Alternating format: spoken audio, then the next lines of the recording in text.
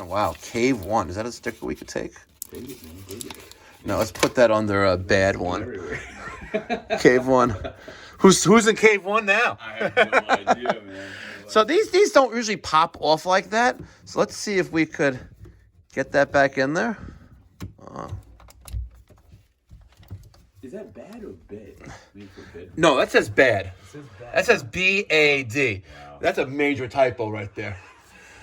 It's a major typo. For the original I don't know. Maybe they didn't graduate kindergarten. GC. I don't know. I guess if you were bad, you went to your bad room. Go to your bad room now.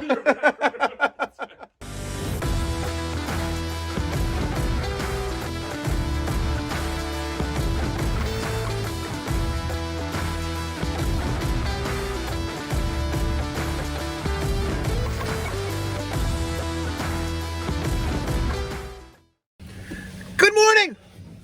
It's me, Mikey Pipes with Peter. We're in the new Pipe Doctor Mobile. This is the 2022 Mercedes Metris cargo van. We got this specifically so I can go into different territories where parking is hard. Let's say difficult, for trying to be family-friendly adjective. Difficult. What I really want to say is, but we're not going to say that. So we're in Fresh Meadows, Queens. We're at a YouTube subscriber. Peter, let's review. We have a Baxi Luna that's giving them issues. We have radiant issues. We have radiant thermostat issues. We have a Mitsubishi 5 units that need service and a refrigerant. And he's paying our trip charge and labor. Took us about 45 minutes to get here, because we were supposed to go somewhere else beforehand, but then literally as I'm around the corner from the house, the guy cancels. Yeah. And I was like, it'd be nice if you told me, like, when I wasn't around the corner from your house. He goes, oh, I'm so sorry. Like, sorry doesn't pay for the fuel to get to your house. Right? Yeah. And he goes, oh, yeah, you're right. And he giggled. I was like, and I said, that's a real move, buddy. And I said, don't call us again. Just keeping it real. Yeah. He gets a text, with ample time that we're on the way. And then literally, like, 10 minutes later, he realizes, oh, let me call him before he comes here to cancel. All right. Peter, you ready? I'm ready. Let's go. Baxi. Floor-mounted one. And let's talk about the piping configuration underneath. The first one here, this is our space heating supply. Right, this little 3/8 ID pipe, which then goes to 1/2 inch, then to 3/4. That's your domestic hot water outlet. This one, something's up with that, some kind of bleeder. This is the gas, another bleeder. This is domestic, this is space heating return. And where's and this is domestic cold water in. So right now, the problem is, there's a problem with zoning. So we have 2 loops on the second floor, correct? And 2 loops on the first floor. So 4 loops on the second floor? We have, here is 3 and 3, supply and return. But the problem is when the second floor is on, the first floor gets hot as well. And if we swing over here, we're gonna see we have, this is a basement zone, right? Based on the zone valve. Why they use a zone valve is beyond me, but it is what it is. I guess they didn't have a check valve, so they put in a zone valve. We see that a lot. People don't have common sense.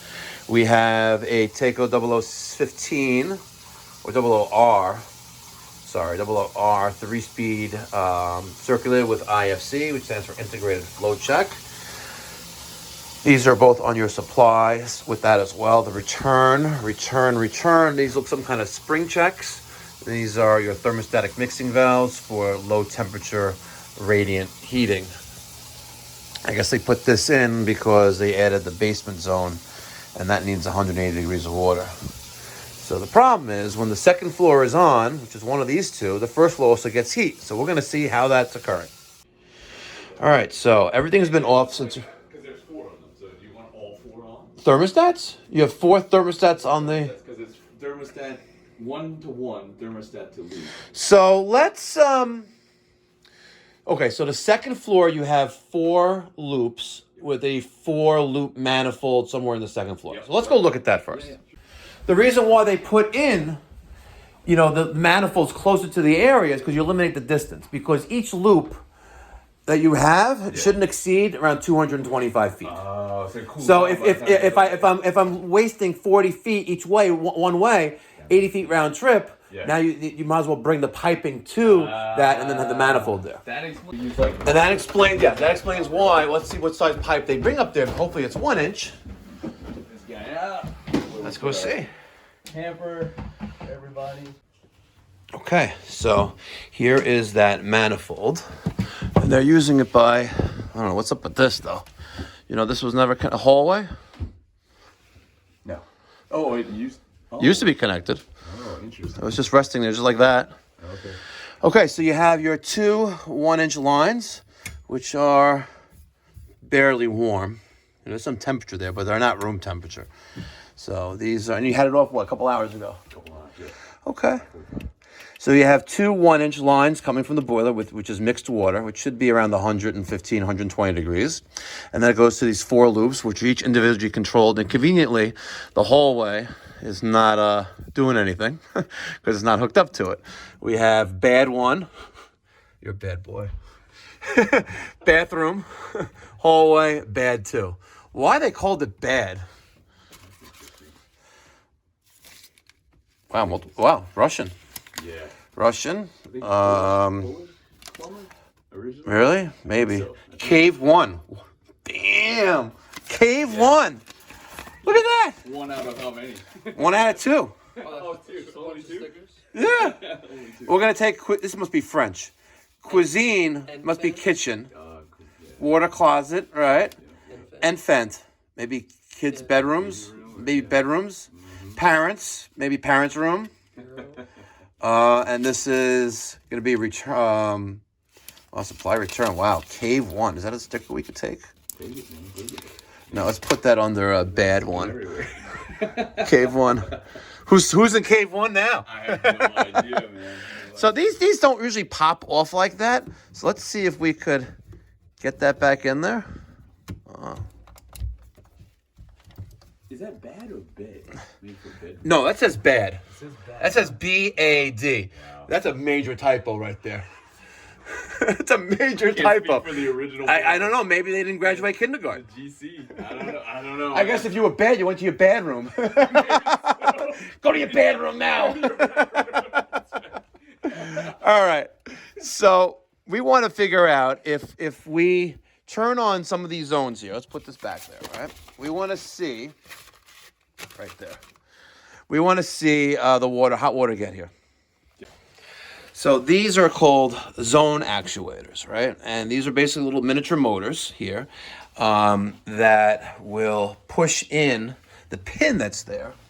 And it gets a 24 volts, you know, from a transformer somewhere here. You can see they did a great job wiring it, right?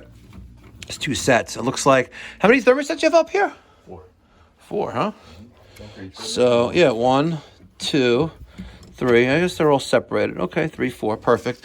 So it gets a signal, it's like kind of like a zone valve. It gets a signal from the thermostat, and it slowly opens. You're going to see over the next several minutes that one of these zone valves, actuator heads, are going to pop open, and we know they're powered. So it takes several minutes. It's not, I don't know why it takes so long. It just takes so long for it to, I guess, heat up and then open. It's stupid. I don't like the delay. But I guess maybe it would help with water hammer. Because if you had a suddenly open valve, right? Yeah. Maybe yes, maybe no. But we do know that Cave 1 used to be Bad 1. Right? Correct. Wow. All right. So you opened Bad 2. Bad 2 is We're going to change that to the parents, right? Parents, Parents. We'll change it to parents 1 because that 4th loop, right, is open. Right? And you can see that zone valve or zone actuator is opening up right there. And you can see with the HIK Micro B20, there's the hot water coming up from the boiler, 120-ish degrees, And there's that return pipe right there. All right, so we know that bad 2 is parents. So let's go back here. Let's turn on, motion sensor, very nice. Okay, so we have a zone on. And you really can't tell. That one's cold. That's on.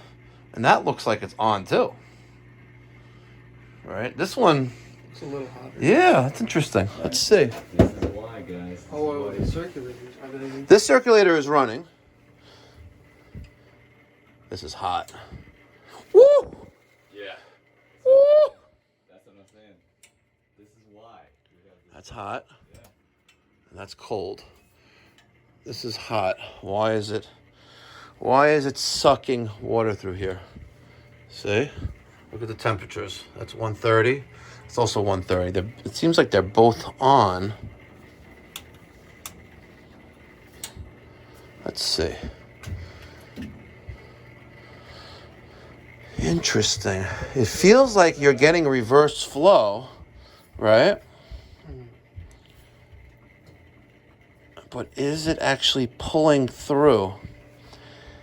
It feels like it's pulling through, and someone had problems with flow checks here before because they added 2 spring checks here.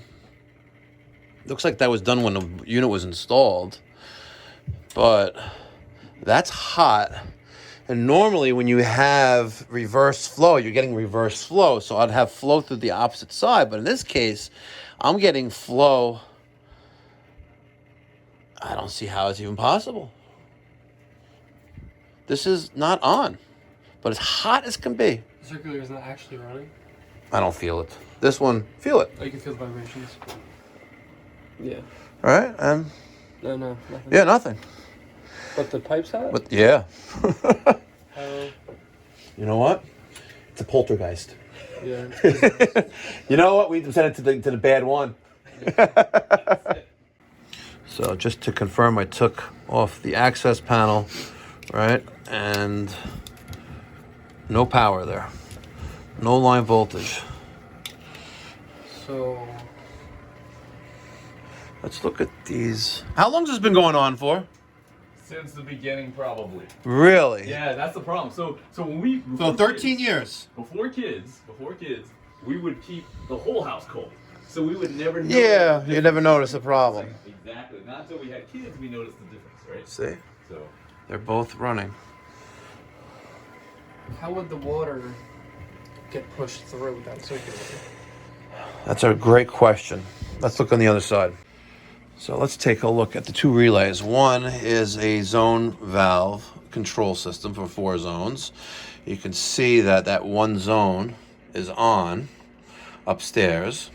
Okay. This zone relay is for the circulators, and you can see that one zone is on there.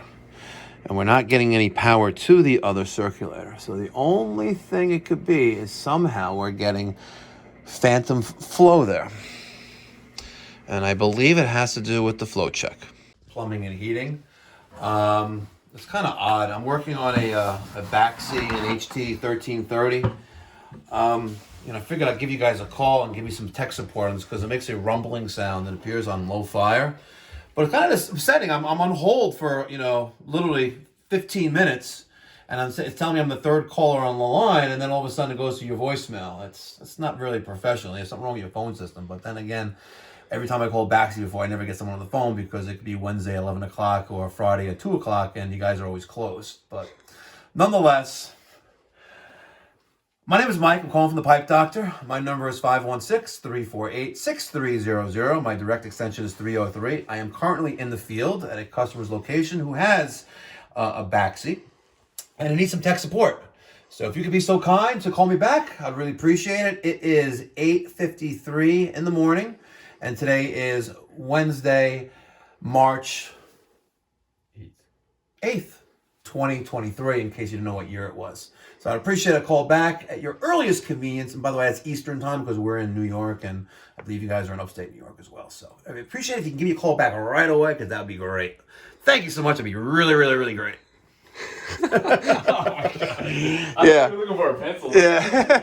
So let's talk about some parts here. We took the front cover off. That And this is hinged. This is the control module with the dials, kind of like the a Bosch. It's got the pressure gauge and bar, right? Temperature and dials for space heating and domestic water. Below it is the indirect tank. Inside here, we have the internal circulator. We have the gas valve. We have water pressure and flow sensors here. Okay. We have a three-way valve. And inside here, and I'll take this off in a little bit, is the combustion chamber. And here is the proper identification, the rating plate of this. You can check this out. We have a minimum fire rate of 37,192 BTUs. Minimum output rate, slightly less, 32,804. Max rate of 126, and max output 112, and installation for 2,000 to 4,500 feet elevation. Baxi, certified by Guyoni, France. Gotta love this stuff, by the way, and it's from 2007. So I am hesitant. I don't have 100% confidence, but I am confident that I think we have something to do with flow. So we're going to take the Decal 007E ECM, right, circulator, and we're going to put that in place for the first floor zone, and keep our fingers crossed. You know, if anything, he's going to save about $120 a year in electric by using this ECM circulator by Decal. This is a high efficiency or electronically computated motor. It's like an LED light bulb. It uses a fraction of the power. Traditional circulators use 150 watts of power. This one uses 4 to 45. Variable. It's awesome, and it's the way of just like light bulbs, you know. The future. All right, so let's make sure put the new gaskets on and make sure the gaskets are off those flanges that are right there. I give it a little clean. Get that a little clean, a little scraper if needed, and then we'll set that up. All right, just took out the two screws that hold on the front cover of the combustion chamber area. And one of the first things we're going to check, make sure the gasket is intact all the way around. You're going to notice we have a bunch of debris in there, and that's normal. We have concentric venting, and it's sucking in air from outside. Let's take a look on the inside of this unit right here. The red thing on the left, which is vertical, that's your expansion tank, or that automatic bladder, which absorbs pressure in the closed loop system. And she's full, by the way. And when this thing goes, the easiest and most cost-effective solution is just put an external expansion tank on the system. That's what works, you know, an an external number 15 or 30, depending on the size of the system. Here's your heat exchanger, right? Inside there is the combustion chamber, electronic ignition there's your spark and your sensing probes, ground wire, ignition module, right?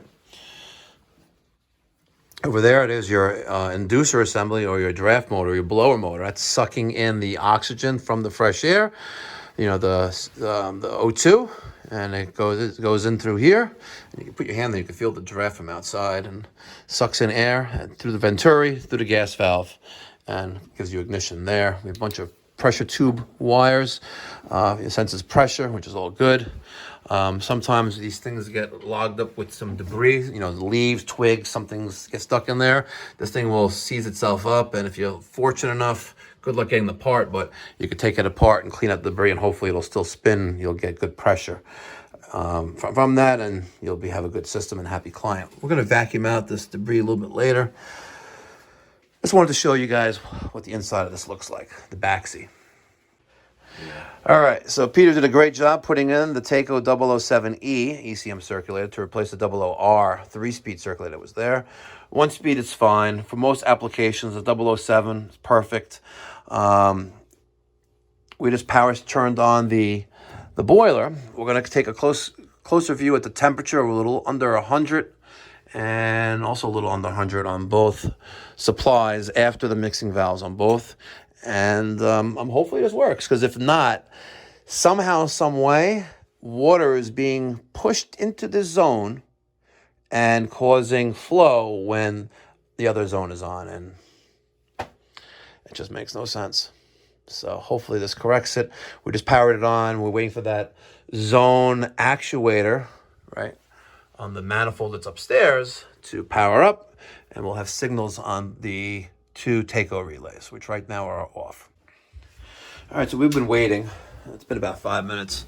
So right now we have a signal for the zone valve, right? Shortly thereafter, the thermostat and circulator will kick on. If you notice right now, if we take this off, all right, we don't have circulator yet, but shortly we will. And then we have circulator, then we'll check with the HIK Micro B20 thermal imaging camera to see if we still have that flow.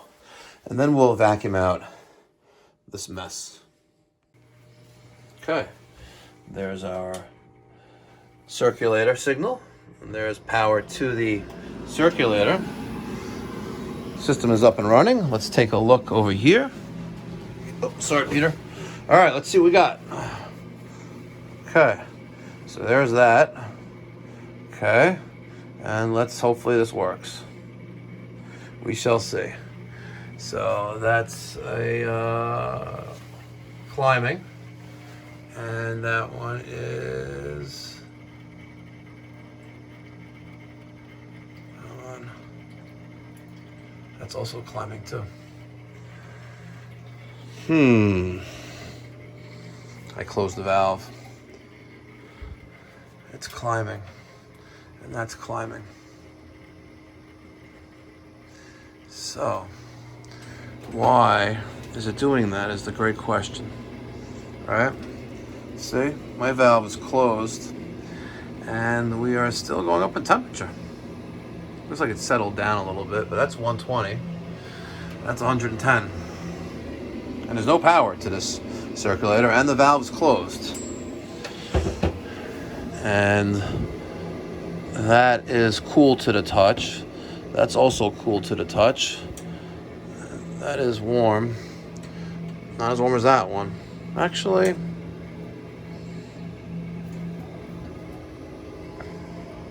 very, very odd. Yeah, that's hot. That's hot. Mixing valve. I think we have, no. There's a flow check.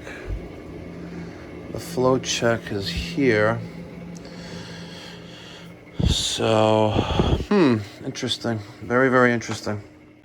So, I opened all of these. I screwed them all down, and I'm pretty sure we're experimenting right now, and we are at battery low, device about to shut down. We need a USB-C charger.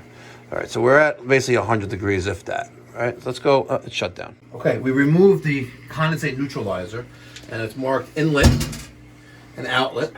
Okay, so, and there are rocks inside here, or this media that we call, which needs to be changed every year. So we've loosened up this plug, and basically this is just a piece of PVC, 3-inch PVC with a cap on both ends and a clean out on the other, and they just put these test ports on there, but there are those rocks. Okay. So we're gonna rinse this out in the sink, and then we're gonna refill it. We're gonna show you how we do that next. All right, with them down like this, they're closed. So right now we have no flow, but we still have flow, like the circulator is on, but it's not. And I'm basically at a loss. I really am. And you know, there's several people out there are going to hate on this, but the only real solution that I can come up with, because you're having some kind of flow through that zone, the circulator is not powered, is to add zone actuators here. And again, I hate that to be the solution, where it's something mechanically is wrong here, but I got to stop flow to this manifold, so I only add heat to this when the second floor zone is on. It makes no sense, but I don't know. Let me get your thoughts and feedback down in the comments section down below. We're going to change out the neutralizer media. We're doing a combustion analysis, and I even got the manual with commissioning section with pressures and percentages of where I need to be. So we're going to do that now with the adjustment K, the offset, and get them up and running. All right, so we have our minerals. Okay, good. Now let's take some of the fairy dust and sprinkle some in there. And this is the neutralizing media. It's going to help make that that condensate, that very acidic condensate, help neutralize it a lot. Yeah, I would do a little bit more. Yep, a little bit more. Good. And again, this is something that should be changed on an annual basis. All right, so unfortunately, and I really say this with a lot of meaning, unfortunately, I didn't solve the not reverse flow or the forward flow on the first floor zone when the second floor zone kicks on. If you guys want to help me and help this homeowner solve that problem, my only solution is adding zone actuators to that 3-zone manifold for the first floor radiant. But in light of actually putting in a valve to actually stop the flow, I don't know why we're getting phantom voltage. So if you guys can come up with the solution on why that's happening, it's beyond me. And if you guys come up with the solution, I'm going to go back to that homeowner. I'm going to put that solution in for free. But I think the only solution here is you're getting forward flow, phantom flow on the first floor zone, and I just can't figure out why. Let me get your thoughts and feedback down in the comment section down below. All right, guys, thank you so much for watching. Until next time, be well, God bless, stay safe.